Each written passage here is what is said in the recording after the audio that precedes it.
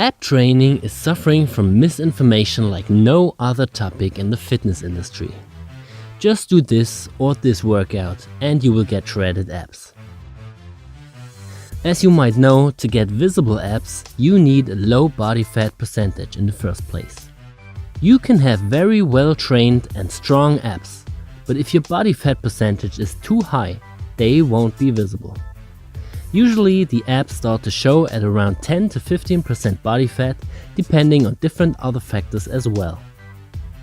A study from 2007 has shown that training a specific muscle can have an effect on the fat burning in that exact area. But more important is the energy needed by the muscle contraction to trigger fat loss. As the ab muscles are not that big, they don't need that much energy and won't burn that much fat, compared to the leg muscles, for example.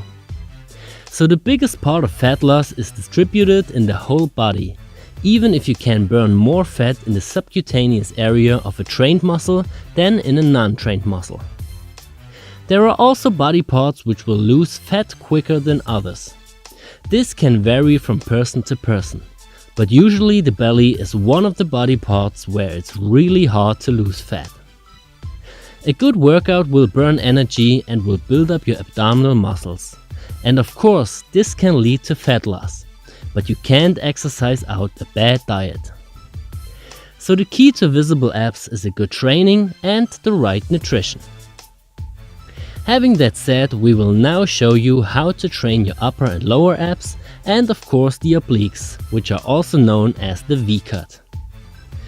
We will show you in detail which exercises are the best for each one, how you can avoid common mistakes, and also how you can save time by doing complex combination movements. But first of all, we should answer the question if it's even possible to train upper and lower abs isolated. To understand this, you have to know how a muscle works. A muscle contraction moves the muscle origin and insertion closer together. When it comes to the rectus abdominis, which is the six-pack muscle, you can do this by flexing your spine and tilting your pelvis backwards. Of course, you can do this dynamically or in a static position. The rectus abdominis runs in a straight vertical line from your ribs to your pelvis, separated by several lines of connective tissue. This is what makes the six-pack look possible. So because it's one muscle, it's not possible to really isolate your lower or upper abs. Every pelvis and spine movement will lead to a contraction of the whole muscle. Keeping this in mind, there are hints that show it's possible to set the focus more to one of those parts. Maybe you also have experienced a greater soreness in the upper or lower part, depending on the exercise you have performed. When we perform a crunch, we feel more fatigue in the upper fibers. When we perform a knee raise, we feel more fatigue in the lower fibers. And it's not just about us. Just about everyone we've ever trained has reported the same feeling. One reason for that is that the rectus abdominis gets innervated by many different thoracic and lumbar nerves, and the separation of the muscle bellies. In a knee raise, for example, the lower fibers move through a greater range of motion than the upper ones. So it makes total sense that we experience more fatigue and soreness in this area. Now let's take a look on the specific exercises in which you can switch the focus between upper and lower abs.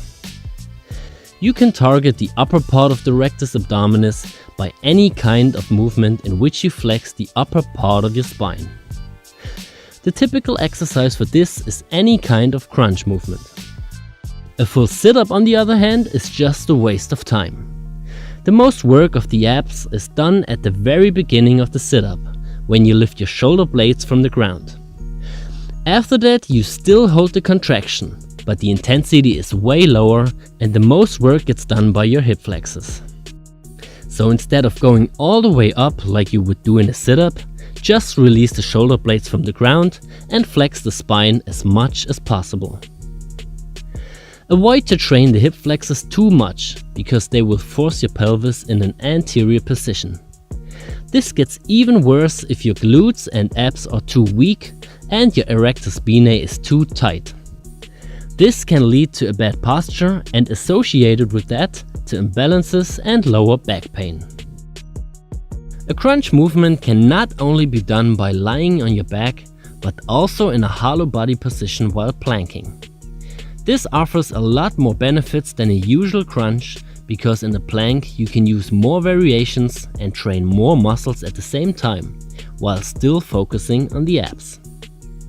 Now we are moving on to the lower part of the rectus abdominis, where you initiate the movement by tilting your pelvis backwards.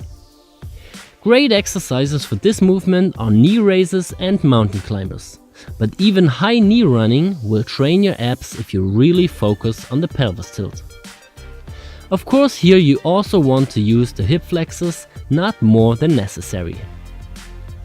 Typical mistakes are just raising your knees but not tilting your pelvis. It's not about the leg movement in general, but about the associated pelvis movement. Therefore, it makes no sense to just raise your knees when you don't tilt your pelvis backwards. Maybe you ask yourself why we didn't choose leg raises instead of knee raises. Well, we consciously decided to choose knee over leg raises, because a leg raise is a lot about mobility and not abdominal strength in the first place. If your rectus femoris isn't strong enough and your hamstrings are too tight, this movement will be limited because of these weak points. It's also not the best idea to add even more resistance to leg raises by adding weight if you're still too weak or your mobility is not on point. In the most cases, this will just result in more work for your hip flexors and less focus on your abs. If you want to do mountain climbers with resistance, be sure to focus on the pelvis and not the leg movement in the first place.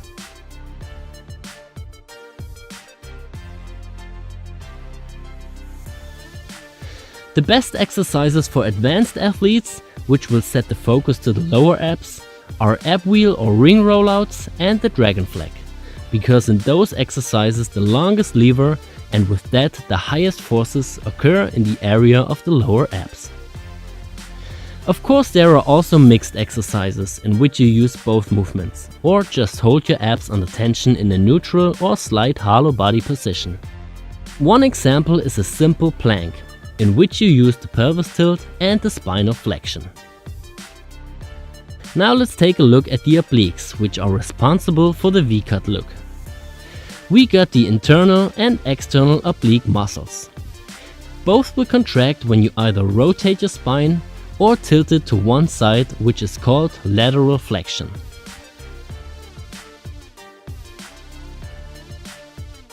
Here we got a lot of options, like doing side planks in different variations, planks with rotations,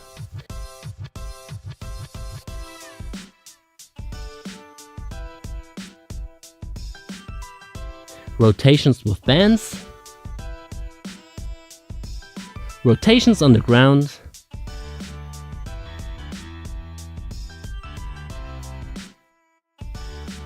windshield wipers,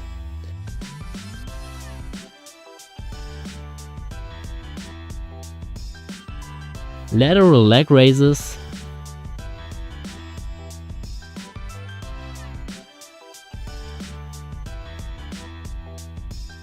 and lateral hip raises. As with any other movement, focus on as much lateral flexion or rotation in your spine as possible. When it comes to the windshield wipers, you can do them in a hanging position and on the ground.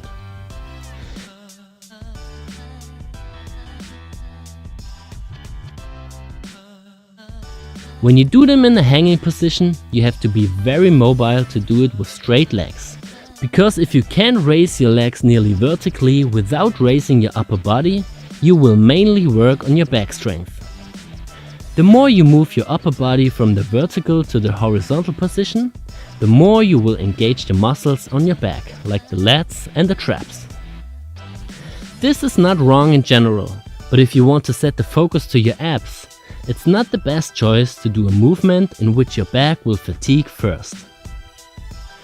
If you don't have the necessary mobility, just do them with tucked knees. When you do the windshield wipers on the ground, take care to also raise your shoulder blades from the ground. With that, you got an even better movement because now you combine the obliques and the rectus abdominis in an optimal way. Speaking of combinations, we will now show you how you can combine all those movements into one exercise. This is not only very effective, but also functional, and it will save time.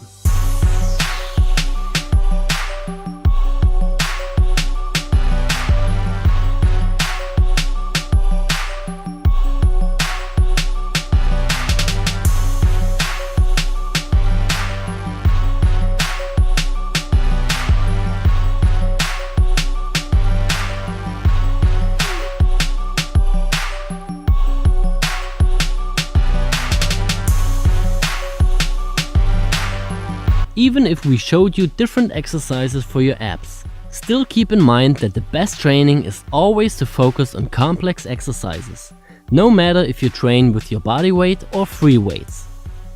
Exercises like push-ups, handstand, squats, deadlifts, front lever, Turkish get-ups and many others will train your abs in a very good way.